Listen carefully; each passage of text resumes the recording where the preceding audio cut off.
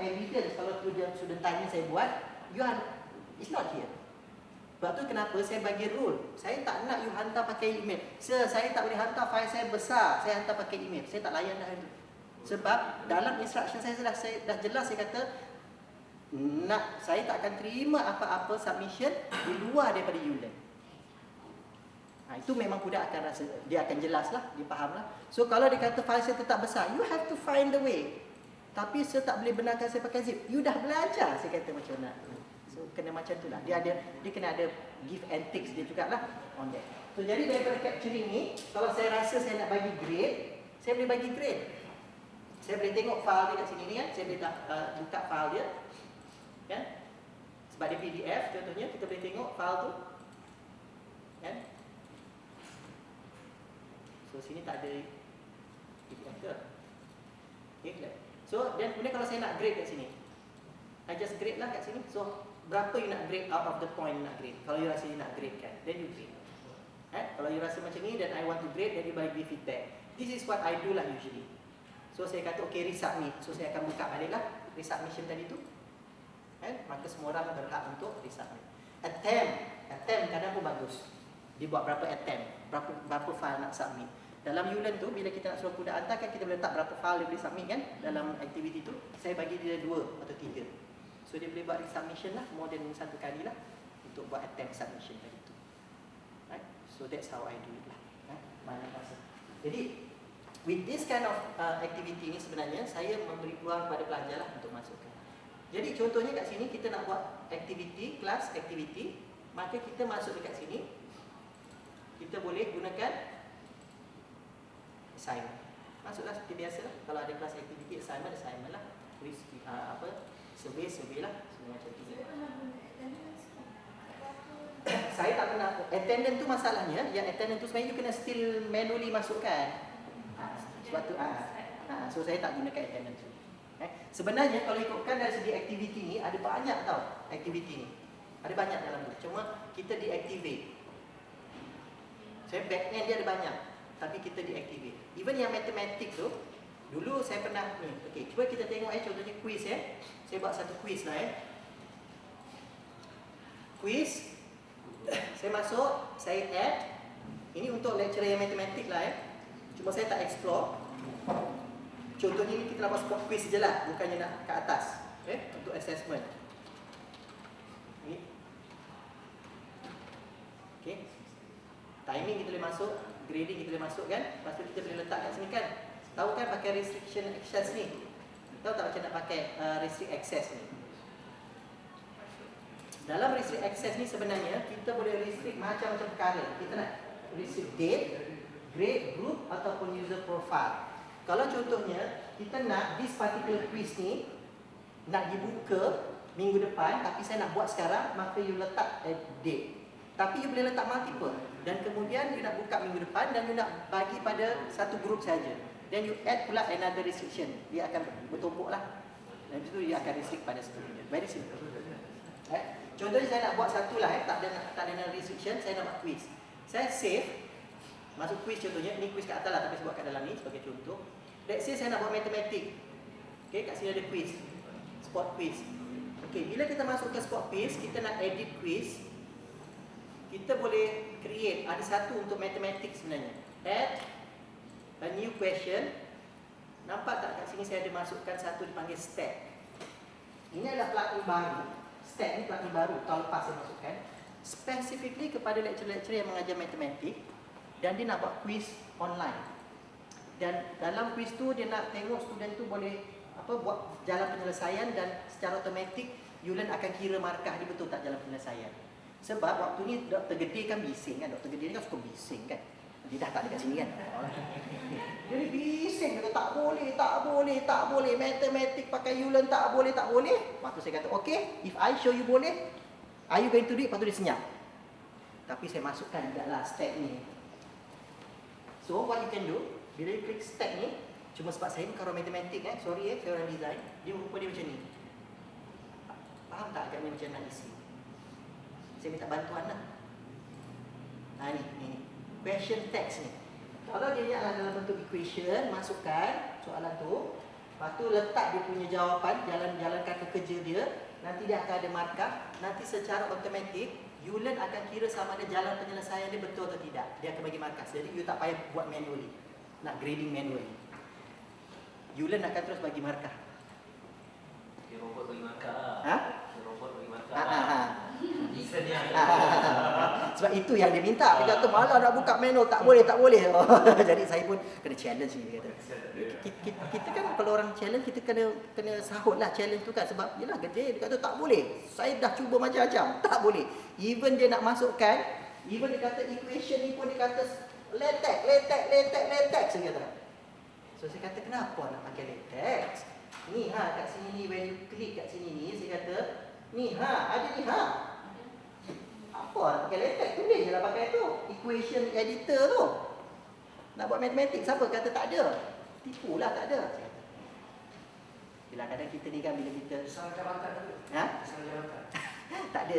Kita macam ni, kita kena selalu berfikiran positif. Apa term tu dalam Islam apa? Berprasangka baik apa? Husnuzon. Jadi kita kena buatlah. Sebenarnya mungkin dia tak nampak, tak jumpa. Jadi kita kena beritahu dia ada. Doktor dia ada kat dalam tu. Cuma sebab dia kata no, sebab saya buat semua guna pakai latex. Boleh tak cut and paste pakai latex? Dia tak jadilah bila cut and paste pakai latex ni. Jadi saya kata tak apalah doktor, type lah sikit. Penat lah nak menaik. Alamak, isu tu pula penat menaik. Saya kata itu saya dah tak boleh tolong lah. Sebab penat ni, saya kata nak mula ni, itu dah dalam kategori malas. Malas ni tak ada ubat. Tu yang saya cakap kat dia. Saya tak boleh doktor gede. Malas ni, dia adalah penyakit yang tak ada ubat. Semua penyakit kat dunia ada ubat. Kecuali malas, saya kata. Tu saya dah ada kat dia lah. Saya ni kan suka berseluruh dan juga ada setup. Wish. Gitu kan. Kena kat dada sakitnya bila doktor Zul cakap.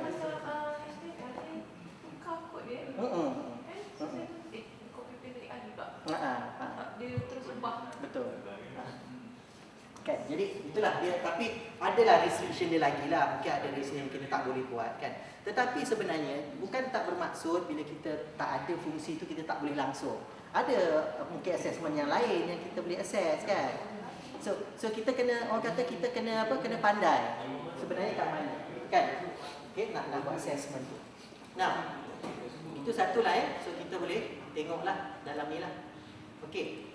Nah, selain daripada itu, perkara yang penting adalah bila kita menggunakan Ulearn ini, saya nak tekankan adalah dari segi aspek bagaimana sebenarnya kita nak tahu bahawa pelajar kita, orang kata memahami itu adalah dari segi instruction design lah tadi lah. Dia ramai lecturer tanya saya, macam mana doktor boleh jumpa benda-benda ni semua? Ini yang penting sebenarnya. Okey, contohnya, kata benda yang kat atas ni. Kadang kenapa benda ni penting kan? Kita nak letaklah tagging kat atas tu kan? Ni kan? Tak semua orang boleh buat benda ni. Kan orang-orang design mungkin boleh buat lah. Tapi saya bukan orang design doktor. Tapi doktor nak juga benda ni ada sebagai introduction kepada saya punya topik ya. Gambar-gambar ni apa. Atau kadang kita nak buat gambar chart. Malasnya nak buat kat PowerPoint kan. So macam mana kita nak buat. So sekarang ni saya nak tunjuklah apa itu Canva.com. Canva.com ni sebenarnya adalah benda yang orang kata satu yang quite interesting. Dia ada kita panggil disruptive technology macam Wix lah. Encik Suhaizan, Wix.com tu dulu kan nak buat website kena tahu HTML coding, kena tahu. Sekarang tak payah drag and drop kan. So sebab kenapa ini yang kita panggil tadi disruptive technology tu tadi. Tetapi kita tak boleh menidakkan bahawa disruptive technology ni adalah satu benda yang akan datang. IR 4.0 siap silap, you cakap je dia akan buat. Kan? Sebab tu sekarang adalah seorang lecturer ni, dia claim dia kata dia technical programmer. Saya nak tahulah Suhaizan ni semua ada ke term technical programmer ni, apa beza dia dengan programmer? Sebab dia claim ni, dia Profesor Madar, dia claim I'm a technical programmer. Saya kata wow, technical programmer must be higher than programmer. Betul tak Fani? Maksudnya dia, lepas tu saya tanya, you boleh tak cipta satu programming yang berkali, aku cakap je, jalan ke depan 3 kali. Lepas tu dia tulis. Saya tak payah put if else tu dah tak nak ada. Saya nak gunakan bahasa orang. Dia terpinga-pinga. Kalau you terpinga-pinga, you bukan technical programmer. You programmer je. Technical programmer, you mencipta bahasa baru. Bahasa manusia. Jadi saya ni bukan orang programmer, saya boleh buat programming. Betul tak? macam Swift Playground yang Apple introduce kan. Betul tak? Dia tak ada technical kan. Dia dah tulis move 3 times. You move kan aja, nanti dia tulis move 3 times. Lepas tu bawah tu baru ada code lain dekat behind ni. Itulah nak ajar budak pakai buat programming rupanya. Swift Playground, tapi dia boleh buka dekat iPad saja. Dia panggil Swift Playground. Paling senang nak belajar programming. Move 3 step. Move turn left, right, macam tu, tulis macam tu, ayat macam tu, nanti bawah tu keluar coding dia. Yes. So itu saya nak, itu technical programmer saya kata, mencipta bahasa macam tu. So tu yang nak tahu tu, nak tanya tu. Apa bezanya technical programmer dengan programming? Okay, now. Alright. Now, Canva.com ini adalah sebahagian daripada disruptive technology. Saya rasa Cik Iman dah pakai kan benda ni kan? Dia pakai. Kita nak buat macam-macam. Okey, dalam ni you cuma perlu register lah pakai apa email, dan kebanyakannya benda dalam ni percuma tau. Percuma. Adalah benda yang berbayar tapi jangan ambil sebab yang percumanya pun banyak. Dah, it's good enough. Jadi bila kita buka dalam kita punya Canva.com ni, canva.com ni sebenarnya kita boleh buat macam-macam. Okey, contohnya yang pertama saya nak tunjukkan template-template lah yang sedia ada. Kerana template ni penting. Okey. Templates kat sini template. Dalam template ni yang berbagi doktor semua, dia ada buat poster. Kita nak buat poster, template poster ada, template logo ada, presentation, slide. Sekarang ni saya punya slide saya dah jarang buat dekat Keynote ataupun dekat PowerPoint. Saya punya slide presentation saya semua dekat sini. Ni, ini saya punya slide presentation semua ni. Kenapa saya gunakan ni semua ni slide presentation ni? Kemana saya pergi, saya terlupa bawa laptop, tapi saya ada phone. Saya download je Canva mobile tu, saya ada projector. So saya buat Apple TV kecil tu je lah. Ataupun saya buat Anycast. Anycast tu kan cuma RM30 kan. Bawah tu cocok je kat tu, saya present lah pakai mobile phone ni. Sebab bahan tu semua tak hilang, dia akan duduk dekat dalam dia punya file. So you access it online lah. Itu semua nota-nota saya lah untuk saya buat presentation. Sebab tu macam nota dia tadi ni kan. So saya share lah dengan 70KB. Jadi bukan istilah copyright kan? Istilah copyright kan? Yang mana? Jadi bukan itu tak boleh copyright. Yang ni. Oh no, you can claim your copyright. Boleh. Ya, because dekat sini contohnya macam ni kan. Ini adalah poster flyer Doctor of IT dengan master yang saya buat ni untuk FTMK ni. Kalau kita tengok, saya tak gunakan, saya gunakan free template ni. Bila saya nak guna flyer ni, saya boleh print. Nampak tak saya boleh download flyer tu? Dan bila saya boleh print lah dalam bentuk biasa ataupun saya nak buat. Dan ini adalah copyright saya. Sebab gambar-gambar tu saya punya. Kan saya cuma gunakan template ni. Dan dalam tu kita boleh masukkan dalam tu. So that is much easy to do lah. Alright. So okay. Now, apa yang menarik dengan Canva ni, contohnya kan yang menarik adalah dia adalah benda yang simple. Contohnya kita nak buat header untuk kita punya Ulan tadi kan, nak buat header. So header tu kita gunakan apa? Block banner. So saya gunakan block banner. Dalam block banner tu nampak tak ada banyak template dia bagi. Ni. Dalam block banner. Kan? So tak payah risau lah pasal nak belajar Illustrator, nak belajar Photoshop, tak ada masa dah. Betul tak? Ini adalah template dalam block banner tadi, template block banner. Okey, bila kita tengok dekat bawah ni, tengok doktor, ya Allah bersepahnya. Macam-macam ni, mana yang cantik di mata tu, mana yang cantik di mata tu, itulah yang kita ambil. Orang kata love at the first sight. Kan? So kat mana dalam banyak ni love at the first sight? Kan? Okay? So kita tengok love at the first sight. Kita nak tengok, nak letak gambar tu. Now, kadang orang ni kan, bila kita buat untuk kita punya banner dekat depan tu, kita punya Ulan, kita selalu fikir benda tu mesti related dengan kita punya topik. Tak semestinya. Betul tak? Kadang dia adalah abstraction dia. So kita gunakan abstraction dia sajalah. Okay?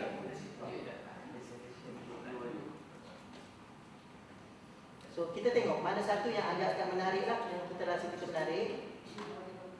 Okey, contohnya saya nak ambil yang ni lah ya. Nampak tak? Bila kita roll, dekat dalam kita template tu, dia ada yang percuma, ada yang bayar. So, kita ambil yang percuma. Contohnya saya nak ambil yang ni lah sebagai saya punya dana. Okay, Digital Studio. Tapi warna ni saya kata saya tak suka lah, saya kata kan. Warna tak suka ni. So, kita boleh tukar background color. I want it to be slightly blue. Tukar macam tu je. Lepas tu saya nak tukar tulisan ni. Double klik kat tulisan. Saya nak tulis kat sini.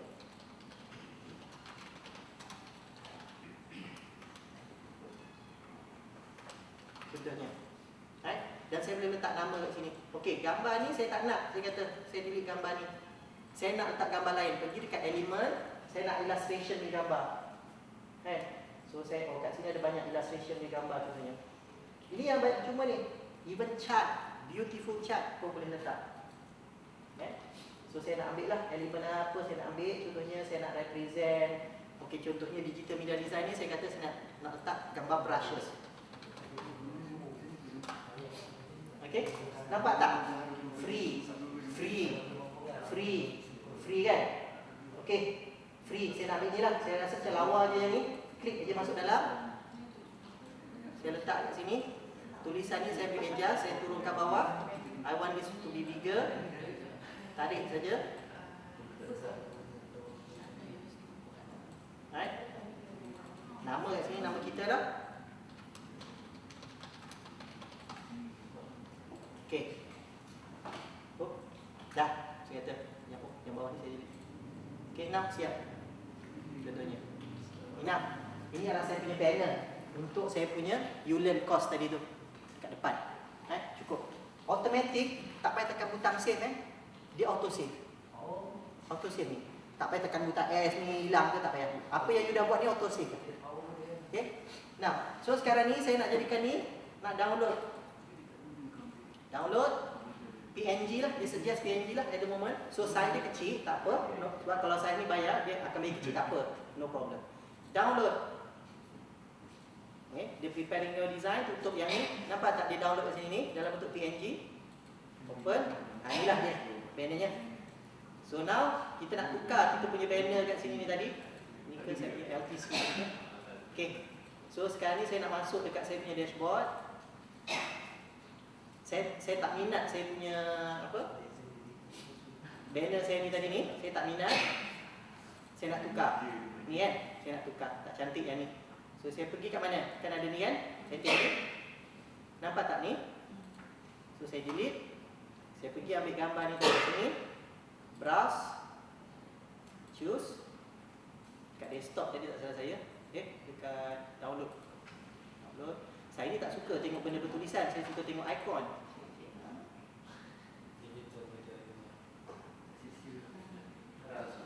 Ini kan? Okay. Open. Upload file. Alright. Okay, nampak tak file kat sini? 560. So kecil sangat kan? Saya punya dah 750. Perasan tak? Ulearn sekarang saya dah buang 3 kolom jadi 2 kolom. Dulu 3 kan? Tepi tu saya dah buang lah. Tak penting benda tu. Saya nak dia sudah nampak yang besar tu. Yang tepi tu is control. Tapi bila saya naikkan dia 750, jangan dibuang ni sebab dia akan auto size ni. So letaklah dekat middle tu kat mana. Okay. Now, description not necessary. Kalau tak tick dia minta description. So tak payah. Save. Buka override.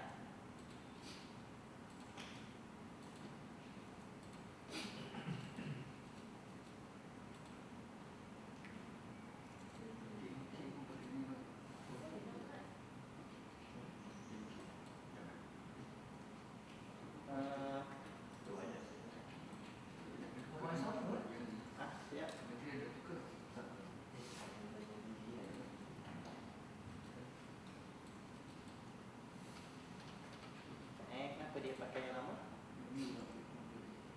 Oh, saya override nama yang atas tu tadi. Ke nama yang lain? Nama lain tak? Sure, nama apa? Ya. Sedul. Jadi sedul. Ni kan? Saya tekan nama DG.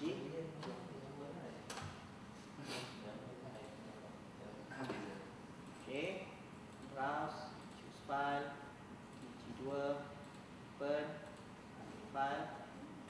750 sebab file saya nak.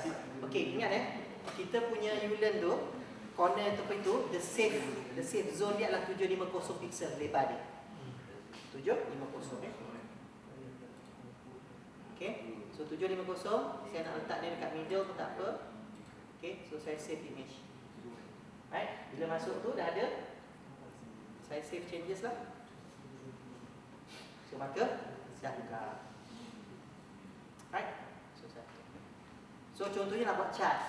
Kita terus nak masukkan ke dalam. Malaslah nak buka daripada Illustrator, nak masukkan ke apa kan dekat Canva ni tadi, kita nak buat chart. Okey, page nombor 2 kita nak buat chart Saya gunakan page yang sama. Background ni saya nak tukar jadi putih sebab saya kata chart biar nampak putih. Dekat sini ada elemen kita nak tunjukkan pada pelajar, kita nak buat chart. They are beautiful chart yang kita boleh create. Right? Kita nak buat chart yang macam mana? Contohnya I like this kind of chart. Contohnya this one. Klik saja dia akan masuk. Secara automatik kat sini akan keluar. Ataupun paste daripada Excel your spreadsheet figure, automatik dia akan create chart.